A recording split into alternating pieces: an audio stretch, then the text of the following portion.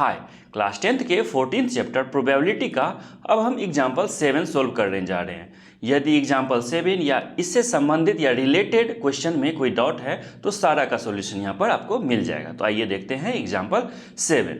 Example 7 है कि class 10 में टोटल 40 स्टूडेंट हैं, इसमें से 25 गर्ल्स हैं और 15 क्या हैं, बॉयज़ हैं। तो अब इस 40 स्टूडेंट में से किसी एक को क्लास रिप्रेजेंटेटिव बनाना है। तो इसके लिए मैडम क्या करती है, सभी का नाम लिखती है पर्ची पे, उसको फोल्ड करती है और एक बैग में रख देती है। उसको क्या करती है, थ्रोली स्टायर करती है, उसके बाद एक पर्ची बाहर निकालती है। तो अब हमको बताना है कि वो जो पर्ची निकलेगा वो एक गर्ल्स होगी, इसका प्रोबेबिलिटी बताना है। सेकेंड क्वेश्चन है कि वो एक बॉय होगा, इसका प्रोबेबिलिटी बताना है। ठीक है, इसको हम बहुत ही सिंपल तरीके से कर सकते हैं क्योंकि आप तक आप समझ चुके होंगे कि प्रोबेबिलिटी कैसे निकालते हैं। चलिए पहला क्वेश्चन को सोल्व करते हैं। क्या है, total possible outcome. Total possible outcome कितना हो जाएगा, उतना ही होगा जितना कि बैग में रखा गया। बैग में कितना है, 40 का 40 स्टूडेंट का नाम लिख करके रखा गया, सारे गर्ल्स और सारे बॉयज़ का ही। तो कितना हो जाएगा, 40 हो जाएंगे। ऐसे ही फेवरेबल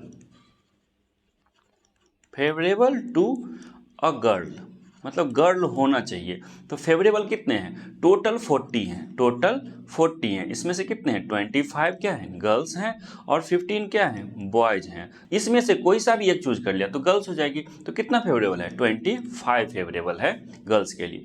तो प्रोबेबिलिटी आपको निकालने आता है, क्या होता है, प्रोबेबिलिटी ऑफ अ गर्ल होना चाहिए। ठीक है, इक्वल्स टू नीचे लिखते हैं क्या, total possible outcome.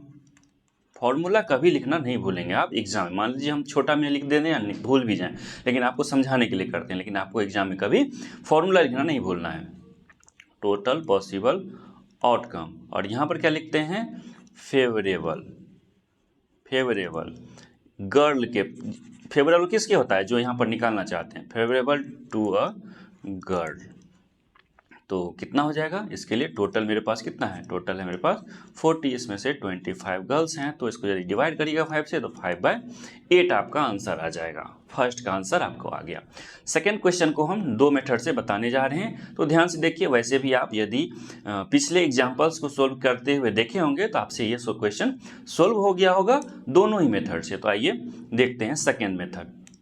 Second method में देखते हैं, हमको सबसे पहले लिख लेते हैं probability of being a girl representative. इसके लिए क्या लिखेंगे, इक्वल्स टू 5/8 हमको आंसर आ गया है। ठीक है, सेकेंड क्वेश्चन अब सोल्व करते हैं, कौन से मेथड से, ए मेथड से इधर सोल्व करते हैं, बी मेथड से इधर सोल्व करेंगे। ठीक है, तो चलिए अब हम सोल्व करने जा रहे हैं। देखिए टोटल तो नहीं बदलेगा, टोटल पॉसिबल आउटकम कितने हैं, यहाँ पर 40 हैं, ये नहीं बदलेगा, एक इवेंट में नहीं बदलता है क्योंकि उस बैग में टोटल 40 स्टूडेंट हैं। ठीक है, तो अब देखते हैं कि favourable to a boy representative. ठीक है, रिप्रेजेंटेटिव हो गया, तो कितने हैं, टोटल बॉयज हैं, उसमें से कोई भी एक आ गया तो बॉय का रिप्रेजेंटेटिव बच जाएगा। तो उसके लिए कितना है, 15 में से कोई एक बॉय आ जाए। ठीक है, तो कैसे निकालेंगे, probability of being a boy representative. ठीक है, तो क्या हो जाएगा, टोटल तो नीचे आ जाएगा 40 और बाय ऊपर 15 आ जाएगा। तो इसका वैल्यू कितना होगा, 3 से डिवाइड करने पे, तो 5 से डिवाइड करने पे 3/8 आ जाएगा। सिंपल है। चलिए सेकेंड मेथड से आपको पता होगा कि probability of something plus probability of something not equals to 1 होता है। बस यही चीज़ यहाँ पर यूज करेंगे और आंसर निकाल देंगे। कैसे, देखिए प्रोबेबिलिटी ऑफ बॉय, ठीक है, प्लस में probability of boy not equals to क्या, 1 हो जाएगा।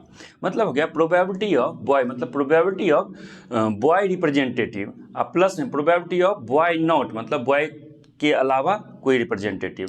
तो बॉय के अलावा कोई रिप्रेजेंटेटिव, इसका मतलब क्या हो गया कि probability of girl representative. Boy के अलावा क्या है, सिर्फ एक गर्ल्स ही है। तो ठीक है, प्रोबेबिलिटी ऑफ गर्ल हो गया, इसको तो सेम लिख देंगे, प्रोबेबिलिटी ऑफ बॉय लिख देंगे प्लस में, क्योंकि इसको हम ये लिखे हैं। कैसे लिख सकते हैं, क्योंकि दो ही ऑप्शन है, या तो बॉय बनेगा रिप्रेजेंटेटिव या गर्ल्स बनेगी। तो बॉय नहीं चाहिए, इसलिए क्या किए, गर्ल्स ले लेंगे। ठीक है, equals to 1। Probability of girl हमको पता है कितना है, 5/8 है। ठीक है, तो बस उस वहाँ पर पुट कर दिए, probability of y equals to क्या हो जाएगा, इक्वल्स टू 1 माइनस ये जो है प्लस में, इसको इक्वल टू साइन किस तरह ले आएंगे तो क्या हो जाएगा 5/8 माइनस में हो जाएगा। तो इसका आंसर कितना हो जाएगा 3/8 हो जाएगा, जो आपको सिंपल वे से निकाले थे तो भी हो जाएगा।